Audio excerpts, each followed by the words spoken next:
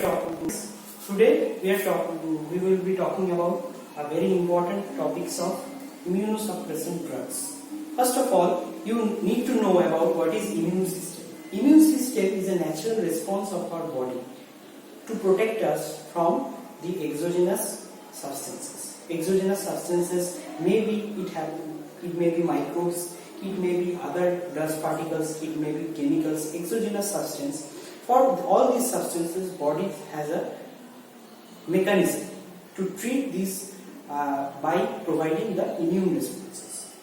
Now, immunity is the body's natural resistance against these exogenous substances, which may be bacteria, virus, it may be other types of chemicals, exogenous substance, also some kinds of drugs also. So the body's immune system is activated by generally two ways. There are you can classify the body's immune response into two types. One is a innate immunity, which is the immunity provided to us from birth, and another is the adaptive immunity. What is adaptive immunity? Adaptive immunity during the growth of the organism from birth to death. It acquires different types of environment. So the immune response that is provided during this period of time from birth to death is provided by acquired immunity. We all have innate immunity, and which is non-specific in nature. It is non-specific in nature. It is very much generalized. And in case of adaptive immunity, it is provided by the two types of cells. One is the helper T cells, the T cells, and generally the B cells. B cells produce antibodies, whereas T cells does not themselves produce antibodies, but it stimulates the B cells to produce antibodies. Now, why we should study about immunosuppressant drugs? We study about immunosuppressant drugs because in certain cases there is necessary to suppress our immune system, such as in case of organ transplantation. Suppose may happen that in some cases the organ transplant may be necessary. You have a defective organ and you have to transplant it from, you have to either find a donor. A susceptible donor is very much harmful for us, because that if his or her blood group does not match with us, or human leukocyte antigen, that is HLA, does not match with our body, then there is a possibility of the organ to get easily rejected. This is also a policy. This is also a policy to immune response. Because of that,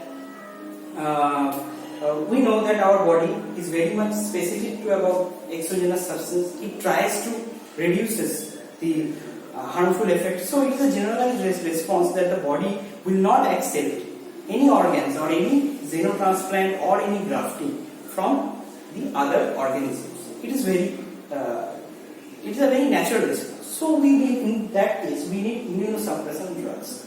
Now, the immunosuppressant drugs acts by different ways. There are different categories of drugs. We have glucocorticoids, which affects the APC expression.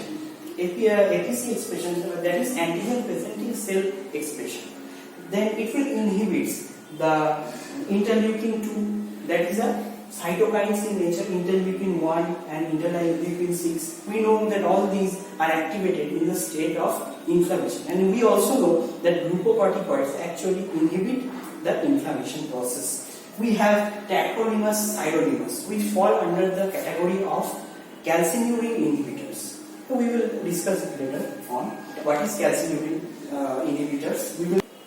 We will discuss more about the calcineurin inhibitors, which are the tacrolimus and sirolimus. We will focus more on these in later section of this lecture. And we have anti-proliferative drugs, which are also known as cytotoxic drugs, because it inhibits the maturation of different types of T cells. And we also have anti-proliferative drugs, and we also have some novel, such as co-receptor inhibitors, which are the novel targets, co-receptor inhibitors. Okay, so we will discuss all about it.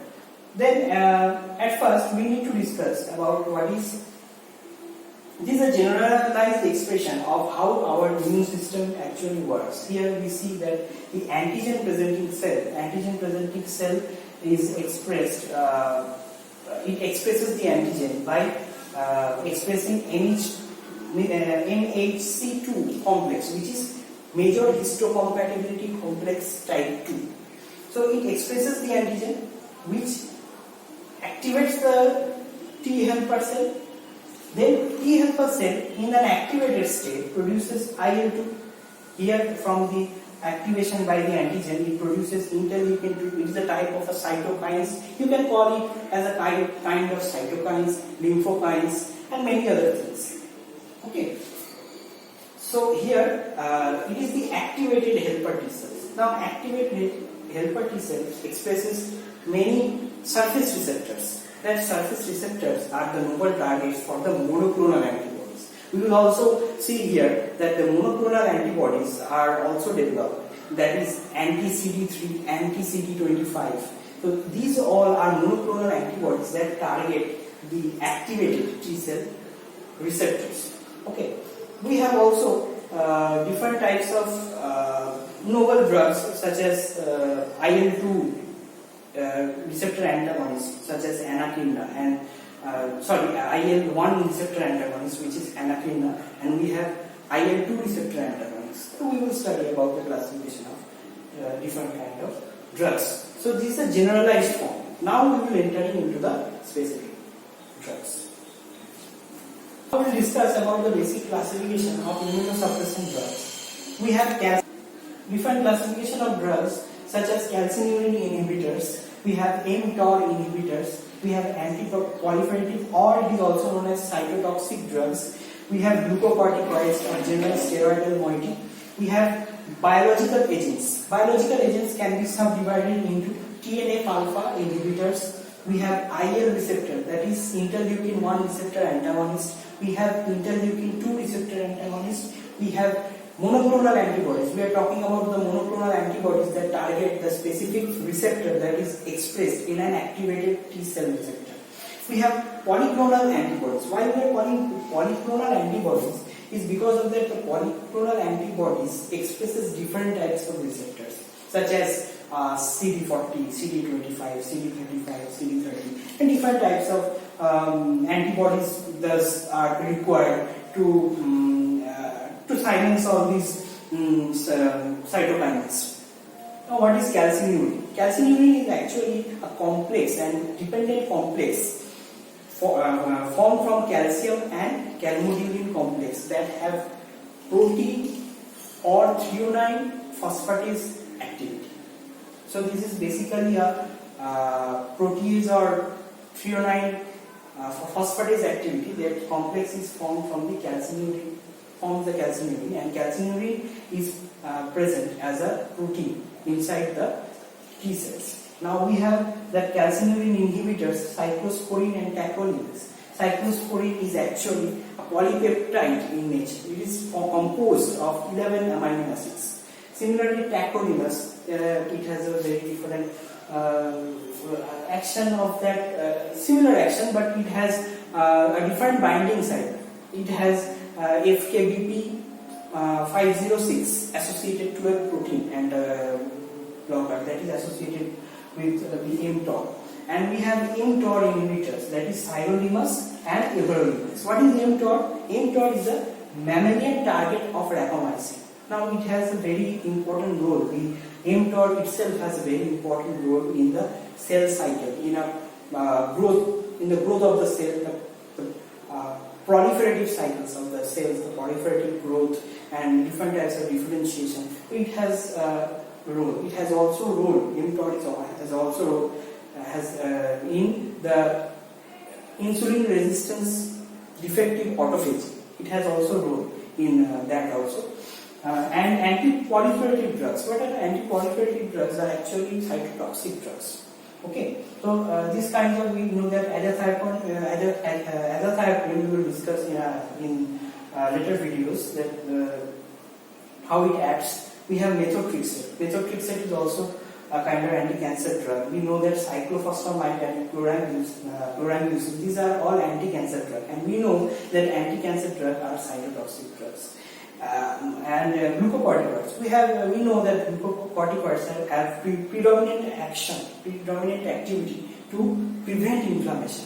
So prednisolone and others which have that steroidal moiety can act as a immunosuppressant drugs. We have biological agents such as TNF-alpha inhibitors. Now that TNF-alpha is activated in case of rheumatoid arthritis, suppose, in case of many of the inflammatory responses.